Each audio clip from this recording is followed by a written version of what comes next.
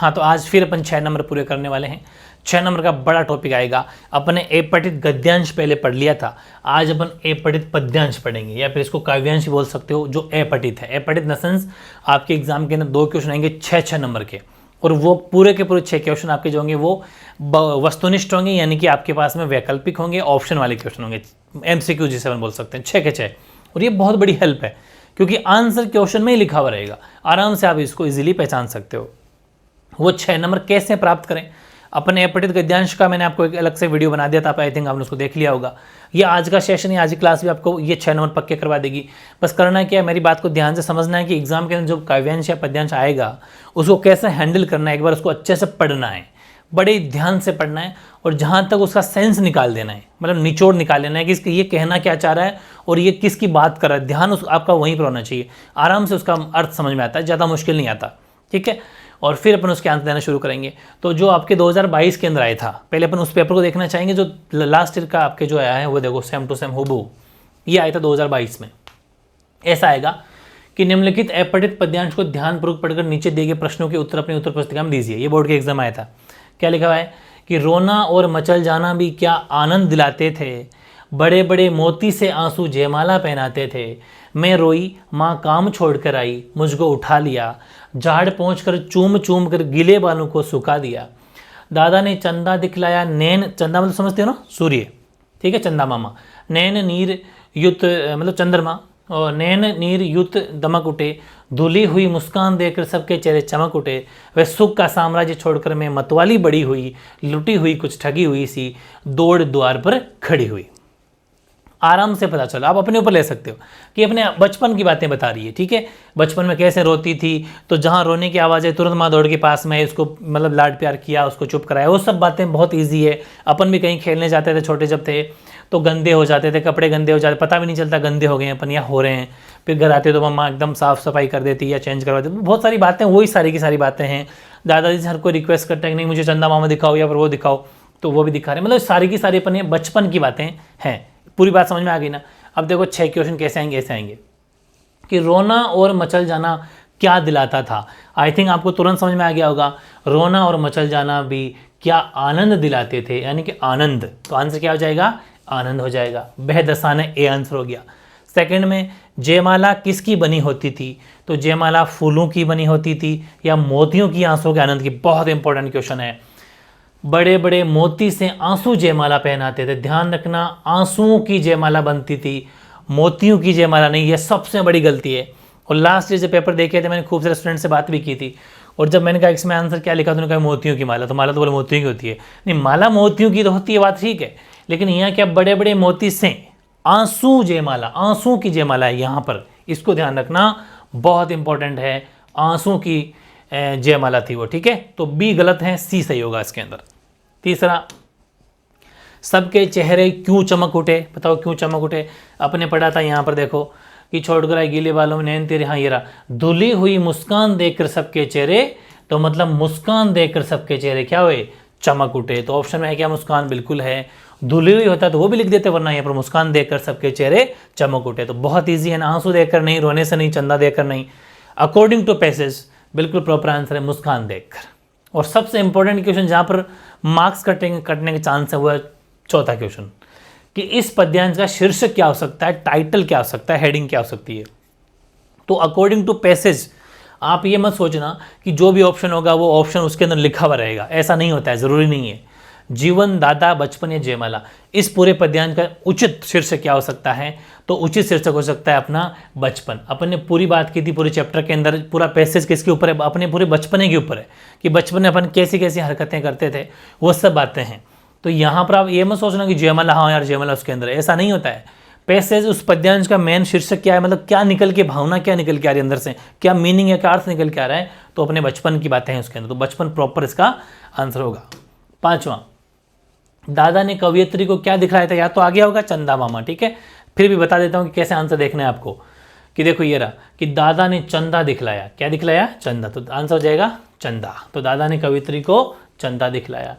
नैन नीर युत का क्या अर्थ है, नैन मतलब आंखें, ठीक है, और नीर मतलब आंसू बोल सकते हो या पानी, आंसू, ठीक है। युत, युत मतलब उनसे भरी हुई, उससे युक्त। तो आंसू भरी आंखें, तो D is the correct answer. कितना ईजी है बताओ। ये 2022 के बोर्ड एग्जाम में आया था 6/6, 6 में से 6 नंबर आने वाला, बहुत ही आसान। ऐसे ही आएंगे, चिंता करने वाली कोई बात नहीं है। ठीक है, अब हम बात करते हैं नेक्स्ट की। ये एक और लिया अपने जो आपके मॉडल पेपर 2021-22 के अंदर आया है। ठीक है, 21-22 नहीं, सॉरी 22-23 का मॉडल पेपर जो है, 22-23 का मॉडल पेपर, उसके अंदर ये आपके आया है। ये क्या है, यहाँ पर तो आप 2 नंबर लगा सकते हो, ये 2 नंबर हो जाएगा कि निम्नलिखित अपठित पद्यांश को ध्यानपूर्वक पढ़कर दिए गए वस्तुनिष्ठ प्रश्न, मतलब जो एमसीक्यूज है उनका आंसर दीजिए। ये बड़े ध्यान से पढ़ना है। ठीक है, हर इस मतलब ये जो काव्य गद्यांश तो बहुत ईजी है, लेकिन जो ये पद्यांश जो होते हैं ना, ये थोड़े से कॉम्प्लिकेटेड होते हैं, थोड़े से, लेकिन ज़्यादा नहीं होते। आराम से समझ में आ जाएगा अगर आपका ध्यान एक जगह है तो। कातरता, चुप्पी या चीखें या हारे हुओं की खोज जहाँ भी मिलेगी, उन्हें प्यार से सितार पर बजाऊंगा। जीवन ने कई बार उकसा कर मुझे अनलब्ध सागरों में फेंका है, अगन भट्टियों में झोंका है। मैंने वहाँ भी ज्योति की मशाल प्राप्त करने के यत्न किए, बचने के नहीं। मतलब ऐसा नहीं है बस जान बचा के भाग जाऊँ, ऐसा नहीं है। मैंने वहाँ पर भी प्रयास किया है बच कि उनका सामना किया जाए। तो क्या इन टटकी बंदूकों से डर जाऊँगा? तो मुझको दोषी ठहराओ, मैंने तुम्हारे सुनसान का गला घोंटा है, पर मैं गाऊंगा चाहे इस प्रार्थना सभा में तुम मुझ पर कितनी भी गोलियां चलाओ। इस प्रार्थना सभा में मैं मर जाऊंगा, लेकिन मैं कभी फिर जन्म लूंगा, लेकिन मैं कल फिर जन्म लूंगा, कल फिर आऊंगा। बहुत ही शानदार। आपको इसको देख के क्या मीनिंग, अर्थ निकल के आता है। मतलब ये बातें कौन, हमारे देश के से कौन से महान नेता होंगे, महान व्यक्ति होंगे जिन्होंने ऐसी परेशानियां झेली होगी, उसके बावजूद डटकर सामना किया। आई थिंक अहिंसा के पुजारी महात्मा गांधी। आप आराम से समझ सकते हो ये महात्मा गांधी जी के बारे में लिखा हुआ है, पूरी की पूरी बात है। नाम कहीं पर भी महात्मा गांधी नहीं है, लेकिन इतना कॉमन सेंस तो होना चाहिए आपके अंदर।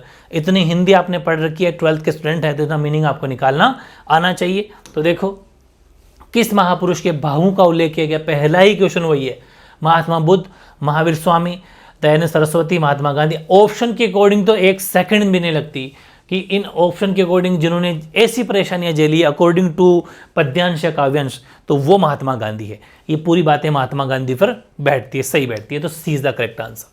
सेकंड, मैं मर जाऊंगा लेकिन मैं कल फिर जन्म लूंगा, कल फिर आऊंगा। इस पद्यांश की उक्त अंतिम 3 पंक्तियों में कवि क्या कहना चाहते हैं? तो ऑप्शन आपके सामने 4 है।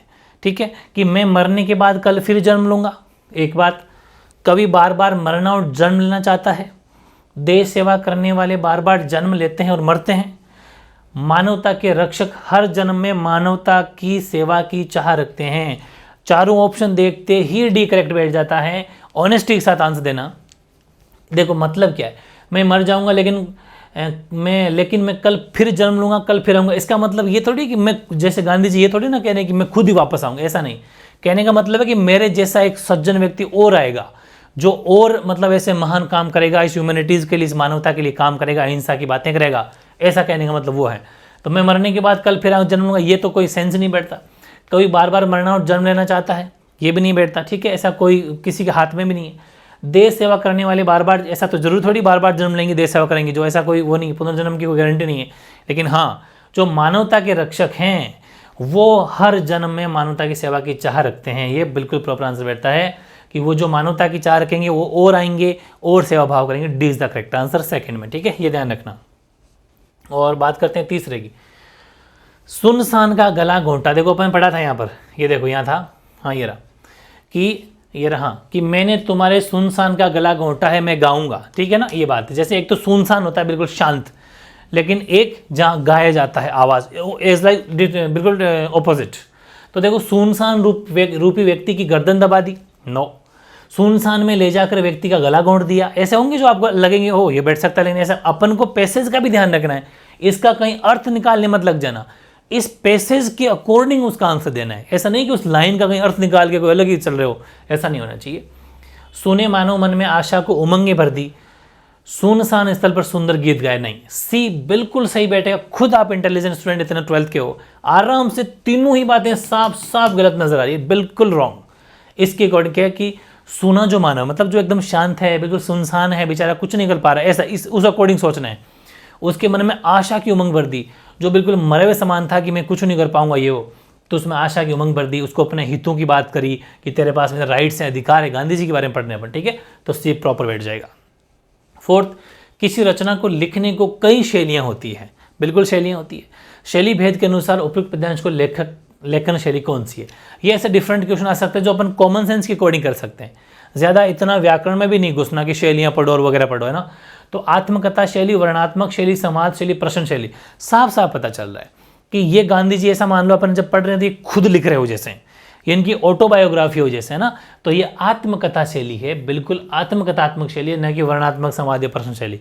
साफ साफ क्लियर आंसर, मतलब ऐसे ऑप्शन होंगे जो ध्यान से पढ़ोगे तो तुरंत आंसर आपके सामने होंगे।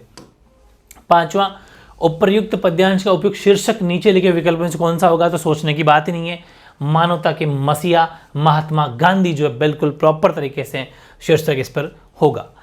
तो और लास्ट छठा, अनलद्दे शब्द का विपरीत क्या है? तो हो जाएगा लद्दे, ठीक है। अनलद्दे का ऑपोजिट विलोम शब्द, तो मैंने कहा भी था ऐसे क्वेश्चन भी आ सकते हैं, वह पर्यायवाची पूछ सकते हैं आपसे, क्या नाम, विलोम शब्द पूछ सकते हैं आपसे, अलंकार पूछ सकते हैं, कुछ भी क्वेश्चन आ सकता है, लेकिन कोई दिक्कत वाली बात नहीं है, वो आपको बहुत ईजी होंगे, ठीक है। इतना जानते हो, जैसे मैं कहूँ कि दिन का उल्टा रात होता है, तो वही चीज़ है, अनलद्दे का लंदे हो जाएगा, ठीक है। तो बहुत ईजी सा ये दो अपने पद्यांश लिए हैं, ये एक एग्जाम्पल मात्र थे, एक कहते हैं ना कि एक संकेत था आपके लिए कि इस हिसाब से आपको टैकल करना है, एग्जाम में हैंडल करना है आपको, और जो आपके सामने ऑप्शन होंगे उसको इस हिसाब से आंसर देना है बाकायदा, कोई दिक्कत नहीं है। 6 आउट ऑफ 6 आपके मार्क्स आ जाएंगे। ज़बरदस्त इजी पेपर होता है, कोई मुश्किल नहीं होता, कॉम्प्लिकेटेड नहीं होता, बस ये कि अपन को चीज़ें समझ में आनी चाहिए। जैसे अभी जयमाला वाला क्वेश्चन बच्चों ने गलत किया था उस टाइम पर, इंटेलिजेंटों ने भी गलत किया था, क्योंकि वो जल्दबाजी में ऐसा निकल जाता है कि हाँ यार ये होगा, क्योंकि अलग सेंस मत निकाला करो, पद्यांश के अकॉर्डिंग क्या निकल के आ रहा है। ऐसा नहीं कि आप कहीं नहीं यार जयमाला तो मोतियों की बनी होती है, अरे तो कोई यहाँ ज्ञान थोड़ी देना, उसका अर्थ थोड़ी ना देना है, ये पद्यांश के अनुसार आंसर देना होता है। मेन चीज़ वही है, जो पद्यांश हो चाहे गद्यांश हो, उसकी अकॉर्डिंग उसमें क्या अर्थ लिखा हुआ है उसका, वो अपन को आंसर देना है, कि मन से जो आपको अर्थ आ रहा है वो नहीं लिखना है, ऑप्शन आपके सामने है, ठीक है ना। तो बहुत ईजी, इस तरीके से आप प्रैक्टिस कर लेना। ये दोनों मैंने आपको करवा दिए ताकि एक बार आपको ये पता चल जाए। तो अपने 6 नंबर तो गद्यांश रूल कंप्लीट हो जाने चाहिए, मार्क्स नहीं कटना चाहिए, और 6 का यहाँ नहीं कटना चाहिए। कभी लाइव टेस्ट लूँगा आपका, जिसमें गद्यांश और पद्यांश के लाइव टेस्ट दे लूँगा, उसमें कुछ मैं ऐसे आपको ऑप्शन दूंगा, आप ऑप्शन मुझे आंसर दे देंगे। तो एक बार आपका मतलब कुछ 2-3 ऐसे अलग से निकाल के लाऊंगा जो आपके लिए बेनिफिट रहेंगे, थोड़ा रिवीजन आपका हो जाएगा, ठीक है। तो ये था अपना अपठित पद्यांश, जो कि अपन ने शानदार तरीके से कंप्लीट कर लिया। ओके।